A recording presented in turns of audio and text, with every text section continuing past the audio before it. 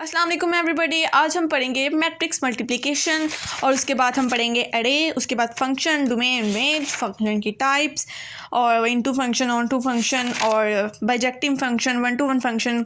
उसके बाद floor and ceiling function पढ़ेंगे और भी बहुत कुछ। नहीं, बस इतना ही पढ़ेंगे आज हम, ठीक है। और अच्छा जी, अब हम शुरू करते हैं मैट्रिक्स मल्टीप्लिकेशन से। तो ये जैसा कि हमने छोटे लेवल्स में हमने पढ़ा था कि मैट्रिक्स मल्टीप्लिकेशन मल्टीप्लाई किस तरह होते हैं, और ये नहीं करते कि सेम ऑर्डर हो तो मल्टीप्लिकेशन होगी, नहीं। मल्टीप्लिकेशन ऐसे होगी, अगर ए हमारे पास सेट ए है, सॉरी मैट्रिक्स ए है और मैट्रिक्स बी है, तो इसकी मल्टीप्लिकेशन होगी। अगर हमारे पास मैट्रिक्स ही होगा ना, मतलब 3 मैट्रिक्स हो जाएंगे, तो उसकी मल्टीप्लिकेशन नहीं हो सकती है।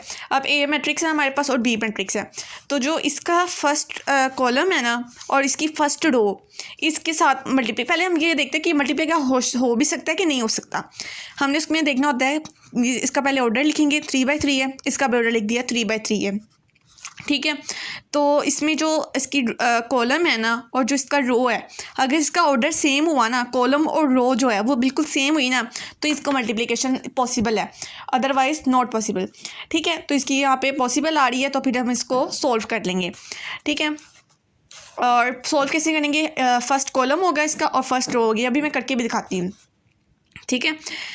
ए हमारे पास एक फर्स्ट करने सेट और यहाँ पे बी हमारे पास बी सेट है, तो क्या इसकी हो सकती है ये, इसका ऑर्डर कुछ और है, इसका ऑर्डर कुछ और है, और जैसे इसका ऑर्डर है 3/1 और इसका ऑर्डर है 3/3, तो नहीं हो सकता, क्योंकि हमने देखना है कि कॉलम भी सेम हो और यहाँ पे कॉलम सेम हो और यहाँ पे रो सेम हो, तो ये सेम नहीं है, तो फिर इसलिए ये नहीं हो सकता। तो अगर हमारे पास इस तरह हम दिया होगा 2 3 1 और यहाँ पे भी 2 3 1, यहाँ पे भी कॉलम, ये देखें रो सेम है कॉलम और यहाँ पे रो सेम है, तो 1 बाय ऑर्डर आ गया, ठीक है, ऑर्डर आ गया, तो ये मतलब कि इसको सॉल्व कर सकते हैं। अब ये जो इसका फर्स्ट वाला होगा ना, जैसे ये 3 है और ये भी 3 है, यहाँ पे 2 भी हो सकता है, कुछ भी हो सकता है, ठीक है। यहाँ पे जो ये वाले रकम होगी ना, 3 3 या 2 2, ये जो भी 2 2 सेम ही होंगे वैसे तो उसका जो आंसर निकलेगा ना, वो ऑर्डर पेयर होगा। जैसे अब यहाँ पे 3 है ना, तो मतलब 3/3 इसका आंसर निकलेगा, 3/3 इसका ऑर्डर पेयर होगा, ठीक है। उसके बाद ना हम देखते हैं कि कंप्यूटर में ना एक बात होती है कि कंप्यूटर में हर एलिमेंट का ना एड्रेस होता है कंप्यूटर में। जैसे ABCD का भी कोडिंग होती है, ये सारी वो क्या, जैसे बिट्स पढ़े थे हमने, ये सारा वो एक एड्रेस होता है, ये है वो एड्रेस। जैसे A11 मतलब फर्स्ट रो और first column, first row second column, ये इसके एड्रेस है, ठीक है। इसको हम बाद में पढ़ते हैं, पहले हम ये देखते हैं। पहले यहाँ पे देखा था first row first column, first row second column. अब देखिए करते हैं कैसे इसे। अब ये 1 -1 के साथ मल्टीप्लाई होगा, तो -1 साथ में प्लस का साइन लगाना है। 0 1 के साथ मल्टीप्लाई होगा 0, 1 3 के साथ मल्टीप्लाई होगा 3। इसी तरह बाकियों को हमने मल्टीप्लिकेशन करनी है और हमारे पास आंसर आ जाएगा। फिर से सुन लें एक बार इसको, हमने पहले फर्स्ट रो को फर्स्ट कॉलम के साथ, फिर सेकंड रो को सेकंड कॉलम के, नहीं सॉरी, फर्स्ट रो को फर्स्ट कॉलम के साथ, फिर फर्स्ट रो को सेकंड कॉलम के साथ, फिर फर्स्ट रो को थर्ड कॉलम के साथ। अब ये यहाँ से लेकर यहाँ तक लिख दिया ना, तो ये एक लिख दिया। फिर अगर 101 को इससे जब मल्टीप्लाई करेंगे तो वो ये लिखेंगे, फिर 101 को जब 20 -1 से करेंगे तो वो ये लिखेंगे, ठीक है। अब फिर जब इसको एडिशन कर लेंगे तो हमारे पास ये आंसर आ जाएगा। तो इन दोनों का ऑर्डर क्या था, 3/3 3/3, तो क्या आंसर हमारे पास 3/3 ही ऑर्डर आएगा। उसके बाद अरे क्या होता है, combination of variables of same name but address is different. इसकी एग्जांपल है कि एक हाउस है, combination of variable of same name, एक घर है, ठीक है, और उसमें 10 कमरे हैं, उन सबका एड्रेस तो अलग अलग हुआ ना, ठीक है, ये इसकी एग्जांपल है। उसके बाद है हमारे पास A = AIJ और ये 3x4 है, और इसकी जो आप ब्रैकेट कह रहे होंगे कि इसको तो ब्रैकेट नहीं डालनी आती है, ब्रैकेट इस तरह डलती है, मैं आपको भी बताती हूँ। अच्छा जी, यहाँ पे लिखा हुआ है कि जैसे इन्होंने दिया हुआ है, कभी कभी पूरा गिवन मैट्रिक्स नहीं होता, मैट्रिक्स पूरा कभी गिवन नहीं होता, मतलब आप जैसे हमें ये दिया हुआ है 1 2 3 0 -1 4, ये हमें गिवन मैट्रिक्स है, लेकिन कभी कभी हमें इस तरह दिया होता है, इस फॉर्म में दिया होता है 3x4 की फॉर्म में, मतलब कि इस तरह का हमने फिर इसके एड्रेस, ये हमें एड्रेस तो पता है, तो फिर हमने ये लिखने हैं और फिर हमारे पास वो आंसर आ जाएगा, ठीक है। उसके बाद ये कोडिंग का, ये हमारा उसमें सिलेबस में नहीं है, तो हम इसको नहीं पढ़ते। फिर भी अगर हो इसमें कंप्यूटर में लूप बनानी हो तो फिर मैं आपको बता देती हूँ, ठीक है। ये 4 integer a is equals to 1 लिखेंगे क्योंकि 1 से स्टार्ट हो रहा है। और ये a जो है ना वो लेस देन 3, इसमें ये है कि इसका जो ऑर्डर लिखा था ना हमने, कहाँ पे है ये 3 ऑर्डर जो है ना वो लिखा है, और फिर उसके बाद a++ इसका कोड है, ठीक है। इसी तरह b इज़ इक्वल्स यहाँ पे 4 लिखा और b++ उसका कोड है, ठीक है। उसके बाद फंक्शन, इसका साइंटिस्ट का नेम था लिबनिस, ठीक है, बेचारा फोत हो गया है। अच्छा जी, उसके बाद फंक्शन की डेफिनेशन है, फंक्शन एक कोरस्पोंडेंस रूल है between 2 variables in which we assign a value to 1 variable and after processing giving 2 answer to other variable. रट्टा मारो इसको, मुझे कुछ समझ नहीं आई। अच्छा जी, FGHI इसके साथ हम इसको रिप्रेजेंट करते हैं फंक्शन को। मजाक करनी है, एक तो सीरियस बड़ी जल्दी हो जाती है। फंक्शन जो है ना वो एक कोरस्पोंडेंस रूल है 2 वेरिएबल के दरमियान, ठीक है, जिसमें हमें एक वेरिएबल गिवन हो जाता है। फिर जब हम इसको सॉल्व करते हैं ना तो हमारे पास जो आंसर आता है वो 2 आंसर आते हैं, दूसरे वेरिएबल के 2 आंसर आते हैं।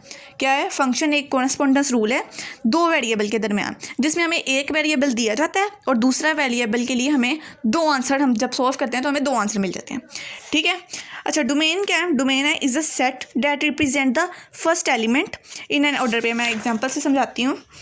देखो, ये हमारे पास फंक्शन है 1 2 3 4 और बी फंक्शन है 41 - 3 4, ठीक है। अब इसमें जो ये 1 2 3 4 है ना, ये डोमेन है हमारी, और जो ये बी वाला फंक्शन है 4 41 - 3, ये हमारे पास रेंज है, ठीक है। रेंज क्या है?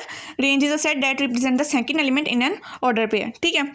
अगर हमें ये गिवन हुआ है और हमें उन्होंने कहा कि ये बनाओ, तो आसानी से बना लेंगे, क्योंकि ये देखिए ये डोमेन है, ये रेंज है। अगर हमें ये दिया हुआ है और उन्होंने कहा कि ये बनाओ, तो ये भी हम आसानी से बना लेंगे। वापस हम ऊपर वाली फॉर्म में आ गए। इसका मतलब ये है कि अगर ये दिया हुआ है और हमने ये बना लिया है, ठीक है, जैसे ये 4 था, फिर 4 41 - 3 ये आ गया, तो वापस हम ऊपर वाली फॉर्म में आ गए। अच्छा, एक बात याद रखनी है कि जो रेपिटेशन है ना वो डोमेन में पॉसिबल नहीं है, डोमेन में नहीं करनी है हमने। रेपिटेशन है डोमेन में नहीं करनी, उसको नहीं बर्दाश्त, तो हमने उसको नहीं करनी, ना छेड़े हैं, वही हमें पड़ जाएगा, फिर हमें इससे सॉल्व नहीं होना। लेकिन रेंज में ना रिपीटेशन हो सकती है, ज़रूरी नहीं कि हर बार होगी, हो सकती है, ठीक है। डोमेन और रेंज की वजह से फंक्शन बनता है। अगर ये दोनों ना होंगे तो फंक्शन भी नहीं होगा, ठीक है। फंक्शन में ऑर्डर पेयर लाजमी होगा। ऑर्डर पेयर किसको कहते हैं? ऑर्डर पेयर बहन इसको कहते हैं 1 2 2 3 3 6 4 8, ये और पेयर्स बने हुए हैं तो इसको हम ऑर्डर पेयर कहते हैं। अच्छा जी, into function and onto function क्या होता है? जिसमें रेंज ऑफ फंक्शन है में जैसे हमने निकालेंगे, प्रोसेसिंग करेंगे और हमारे पास वापस बी आ जाए ना, वापस बी आ जाए तो वो इनटू कहलाता है। अगर वापस बी हमारे पास ना आए ना तो वो ऑन टू कहलाता है, ठीक है। अब जैसे हम फॉर एग्जांपल हमारे पास ये है 1 2 3 4 2 3 6 8 9, ठीक है। 1 इसके साथ जा रहा है, 2 इसके साथ कॉरेस्पॉन्डेंस कर रहा है, इसके साथ और इसके साथ हो रहा है, ठीक है।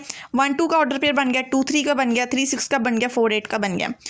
तो मतलब ये 9 तो बेचारा रह गया ना, तो इसके लिए ये फिर इनटू फंक्शन नहीं हुआ, फिर ये क्या हुआ? ऑन टू फंक्शन हुआ।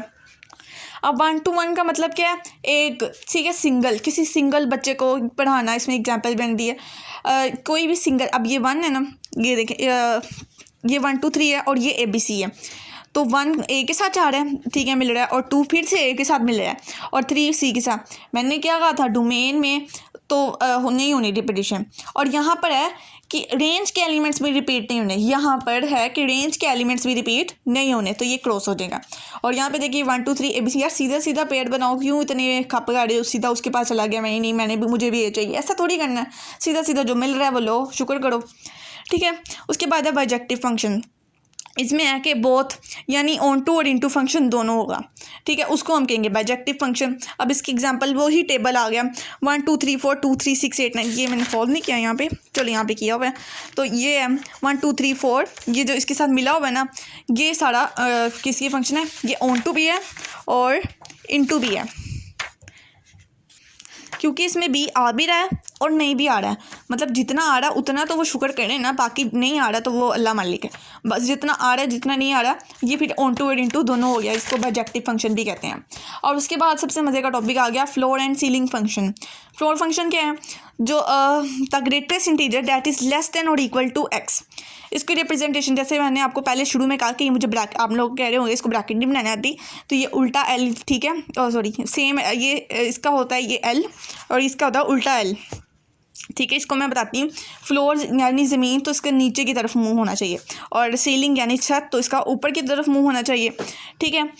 तो रिप्रेजेंटेशन इसकी ऐसे करेंगे। अच्छा एग्जांपल है 2.3 अगर हमारे पास उन्होंने दिया हुआ है या कोई भी हमारे पास वैल्यू दी हुई है, उसमें उन्होंने कहा कि इसका लेस देन या इसके इक्वल भी हो और लेस देन भी हो इसका, तो क्या करेंगे इसका इससे थोड़ा सा कम करेंगे तो वो 2 आ जाएगा।